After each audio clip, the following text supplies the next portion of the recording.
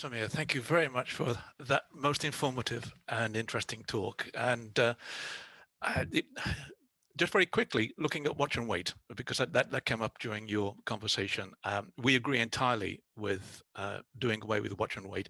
We prefer medical monitoring, which is one of the things that I think are in circulation at the moment. One of my heroines is Kea Vanchat, and she always said, watch and learn, which is a sort of halfway house, I guess. But the learning part, I think, is really important. We've had lots of questions coming in, and we've got about 15 or 20 minutes left of the time available.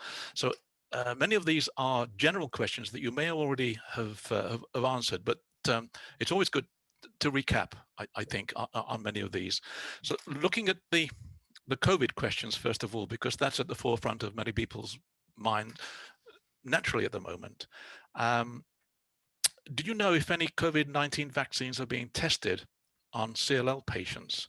And are there any initial observations or results? I'm afraid immunocompromised patients are not going to be, such as patients with CLL, are not going to be the first recipients of the vaccines, because the vaccine will always be tested first in the healthy population, because of, if you're going to use a treatment to prevent a disease, you need in large numbers of people, not just patients. So what we mean here is potentially millions and millions of people. You need to be very, very, very confident that the vaccine, your treatment, effectively your drug, is not going to cause significant harm, because the number of people that are potentially going to be exposed to it are huge, huge. So I'm afraid the answer is, to my knowledge, patients with CLL will not be the early recipients of any test vaccines. Thank you very much. Turning now to people who have to go into clinic. Yes. What changes have you had to make in your clinics to be able to monitor people, to take them into the clinic for example, IVIG? And do you think some of that, that some of those changes will be permanent, or would you like to see them permanent? Okay, really two different sorts of changes. One is for those actually coming to clinic. So there, yes, there have been very dramatic changes. There are temperature checks. There's obviously the hand cleaning before you walk into the hospital or at the hospital entrance. And then every institution is going to have to manage their situation based on the facilities that they have. Since St. Bartholomew's Hospital, which is the cancer centre of Barts Health NHS Trust, is a non-acute site. So we do not have accident and emergency on site, which gives us a bit of leeway to create a so-called COVID-free hospital. Now, you can't have a COVID-free hospital. I mean, it doesn't make any sense. We wouldn't be able to manage our patients. And it does, but trying to maintain that by having all these restrictions, by saying patients have to, I'm afraid, self-isolate and their family members as much as is possible before they attend the hospital, are the sort of restrictions that we have in place. I would not like to see that continue. Clearly, we wish the pandemic to be over and adjust back to some form of life that we're more familiar with in terms of that management, of people physically attending the hospital. And within the hospital, there's a workflow to try and ensure that we minimize the chances that someone who is infective can spread the infection. For patients who are not coming to hospital or do not necessarily need to, there's been a sea change, a complete sea change. I would suggest about 80 to 90, I'd say 90% of our outpatient work is now done remotely. Is this a good thing? Is it a bad thing? Those of you who've heard me speak before or aware of how I've been practicing for a number of years will know that I'm an absolute believer in this. In my institution, we still can't get past a telephone call, but I already do video calls for patients using media that they are happy with and I'm happy with. that meet encryption requirements, safety requirements. And I have always felt, at least for the last decade, that asking people to attend hospital when it's not necessary is an extremely poor use of their time, not to mention our time. And we've surveyed patients who've been managed in this way for the last 5 years, and they are universally very clear that so long as they have rapid communication with us, so long as they have access to us when they need us, then being monitored in this remote way, be it every 3 months, 6 months, 9 months, annually, is something that they're very happy with. Thank you very much indeed. Choosing the next question here. Should individual patients be contacting their consultants to assess their own personal risk? I'm thinking about people that may be in treatment or maybe on watch and wait, so that somewhere along the line, unless they're going to be locked away somewhere for quite a long period of time, there has to be some assessment. Would you encourage people to contact their consultants about that? Absolutely, I would, because I have to say those emails and telephone calls being passed on to me are slightly less frequent now than they were earlier on in the pandemic. But on a regular basis, every clinic I do, I'm talking to people about this issue. Patients are very proactively asking me, well, what do you think, Dr. Agrawal? What do you recommend? And that is very much in my opinion, personalized medicine. We don't need fancy gene testing. We don't need elaborate laboratory tests for personalized medicine. So very briefly, what do I discuss with patients? I ask them, what is your history of infection? Are you someone who's regularly had infections, particularly chest infections? Do you have other respiratory problems? Do you have other medical problems? How old are you? What treatments have you had for your CLL? When did you have them? And when you put all of this together, then you can, if you say there's a scale of people at risk, from the healthy general population to someone with cancer on treatment, with who's in their 80s, who's unfortunately for them a male, who has heart disease, and so on and so forth, they are going to be at very high risk of becoming ill. So please be aware, if you don't get the virus, you're not going to be ill with it. This is not all automatic. It's not because you're elderly that you are going to get the virus and be very unwell. So yes, you can scale the risk, but there are no absolutes in life. At the end of the day, it's for the individual to make a decision about what they wish to do. I'm very happy to offer my advice, but if someone then turned around to me and said, Dr. Agrawal, I went for a walk in the park and I got coronavirus because of that, I would not feel that it was my fault, because we all make our own decisions. And in fact, you're not going to get coronavirus by going out for a walk in the park. That is not going to happen. Oh, thank you. Thank you very much. I'm going to turn now to just a few questions, general questions. And some of these may be answerable, some may not be. But do you think that a cure for CLL is imminent, or is the best that we can hope for targeted drugs to manage the condition? We're managing the condition now, aren't we? Yes, I think if we go back to Anthea Holland's video, Anthea made the point that if we went back 30 years and all the problems that she's had in her journey, she had 30 years ago, she probably wouldn't be alive now. And I think that's fair to say. So the treatments that we have evolved. Our medical attitude towards CLL has evolved enormously. It's not what it was 20, 30 years ago. So I think the treatments are more effective, they are better. Are they curative? Well, interestingly, the best data we have for curative drug treatments are for FCR, fludarabine, cyclophosphamide, and rituximab, in a very specific subset of patients.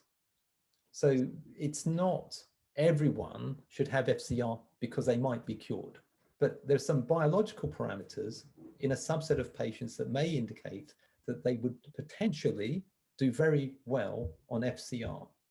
I already intimated my anecdote of patients I have treated with FC, fludarabine and cyclophosphamide, because that's what we used in the early part of this millennium.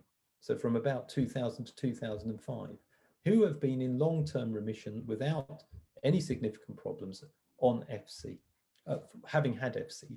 So we don't know with the new therapies about long-term outcomes, but clearly Ibrutinib, venetoclax, with or without other agents. Idelalisib, clearly not an easy drug to use, but it's still there in the armamentarium. And a whole raft of other drugs that are now either licensed or likely to be licensed in a not too distant future means that it's unlikely that ongoing improvements will not be made. However, it is ongoing therapy. It's not life-free of treatment. And I have to be frank and say, no, I can't say that these treatments in general are curative. The one curative treatment we know about, potentially allogeneic, using someone else's stem cells transplantation, is not relevant to the vast majority of patients with CLL. Thank you. Would you say the same about CAR T in that case? Yeah, well, CAR T cells, the results with CAR T cells are slightly disappointing in CLL. So the response rates in CLL seem to be lower. And it may be that some of the work that Despina was describing to us may be relevant in that, because it has become clear, this term, the microenvironment. So the space in which the CLL cells live may be particularly challenging for trying to get cells into the body to kill the tumor, which is what CAR T cell therapy is taking cells from outside of the body, preparing them to be highly effective at killing CLL cells, and then giving them back to the patient. So but of course, all these therapies may evolve. And as Despina was telling us, well, perhaps using 2 of her super antibodies instead of 1, 2 bites. Yeah, we'd all like 2 bites of the cherry, wouldn't we? So yeah, it may be better than 1 bite. Sure. Thank you. Got time for a few more questions, I think. When a patient is approaching treatment, what criteria would you use to recommend a trial? In most cases, would a trial be your first suggestion? That's a very, very good question. And so we've accepted the patient needs treatment. So usually what happens in the context of patients with CLL, I've been discussing with them for some time that treatment looks like it may be necessary. And we get to the point where both the patient and myself feel, yes, we should be embarking on the path of treatment. So the decision between a study and non-study will depend very much on what is available. Okay, so if the study options seem significantly better, or let's say more attractive than the non-study options, then that would be a major factor. In my experience, what I think it is a really key factor is for the patient to decide what they want to do in terms of the traveling required. Many of our patients, basically the practicalities, many of our patients come from a long way. So if they're in a clinical trial, all of that treatment has to be delivered at the center delivering the trial. So in my case, St. Bartholomew's Hospital. We may be able to sort some things out in terms of blood tests, shared care. So the other side of that was, if you can get the same treatment, so this would then be non-trial treatment at your local center, that might be more attractive to some patients. So I think these practical issues are also very important. And I always ask patients to consider them. Sure. I understand. Okay, acalabrutinib. You mentioned this during your talk, and it's got a lot of attention, and we've had several questions coming about that. Can you discuss some more about access to this treatment as it stands at the moment? Sure. So acalabrutinib is only going to be available to patients in the UK privately to be frank with you, even privately, it'll be slightly challenging as the drug is not licensed in Europe yet. Through clinical studies, because there are clinical studies that have acalabrutinib as part of the treatment options, or for patients requiring their first treatment for CLL on a compassionate use basis, and that is because of the company making the drug available, perceiving that it would be helpful to patients in the context of the current pandemic. They may have their own commercial marketing reasons as well, but that isn't surely the not. concern of the patient. Yeah, neither the concern of the patient nor of us as doctors. It's a good drug, and if we can access it, we would like to access it. There are a long list of criteria, actually, that we have to tick off before patients are actually eligible for the drug. So, for example, if you have some history of hepatitis, for example, and your blood test indicated that, you would not be eligible for the drug. So it's not automatic, but in principle, if you're age 65 or over, you are very likely to be eligible for acalabrutinib for your first treatment. If you're under 65, as I've said, you would have to have some reason why you were not medically fit enough to have fludarabine, cyclophosphamide, and rituximab. The most likely reason would be poor renal function, poor kidney function. And if that was the case, then you would potentially be eligible for acalabrutinib. It is not available beyond that first-line setting in this compassionate use program, I'm afraid. But of course, beyond first line, we have Ibrutinib available anyway. Surely. Thank you very much. A couple more, we're just slightly overrunning our time, but a couple of more questions, if I can ask you. Shingles is a real problem for many patients. Would you advise having the Shingrix vaccine? Well, in fact, is it available? Well, it is available privately. Yeah, I mean, I've had patients tell me that they've had the inactivated varicella vaccine, the shingles vaccine, which they access themselves privately. So although I didn't know it was available in the UK, but it clearly can be accessed. Do I recommend it? We don't recommend it routinely, no, because we can't give it. As I said, I wasn't aware that it was available. I did not think it was licensed in the European Union, but I believe it. Yeah, I believe it isn't licensed at all, as far as I know, anyway. Okay, one more question, and this is about secondary cancers. Someone has said that their PSA, which is the prostate-specific antigen, shot up on Ibrutinib. Are you aware that that might be related or not? And this brings into the whole question of secondary cancers with CLL. I wonder if you could just comment on that. So very briefly, PSA, prostate-specific antigen, as you said, Brian, is a blood marker that can indicate the presence of prostate cancer and is used to follow men who may have prostate cancer. I did look this up actually, because this was a question that we had sent in earlier. And no, there's no evidence that I can find at all that could explain Ibrutinib being a cause for that. So the answer is no. With the question of second cancers and CLL, firstly, when we consent patients for treatment, so this is not patients with CLL, these are any patient that we are managing, on the consent form includes a comment about increased risk of second cancers, because any form of cancer treatment, be it chemotherapy or immunotherapy or our new targeted therapies such as Ibrutinib, venetoclax, are all associated with a potential increased risk of another cancer. In CLL, I think it's clear to say that there's a specific risk relating to skin cancers. So not necessarily, and in fact not melanoma, which is the most aggressive form of skin cancer, but other forms of skin cancer that tend to be associated with the sunlight exposure.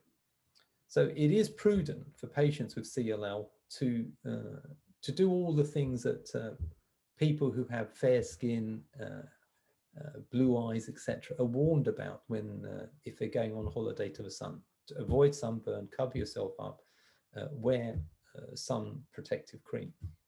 So yes, there is a specific increased risk, possibly slightly higher in CLL in relation to cancers such as skin cancers. And that may be related to the immune defect in CLL that exists and is possibly more marked in CLL than in the other cancers, blood cancers that we treat. Thank you. And of course, also related to the treatment. Yes, of course, of course. Dr. Agrawal, we've run out of time now, but thank you very much for spending time with us today. It's really much appreciated. And we look forward to hearing you on another webinar sometime in the future. Many thanks indeed.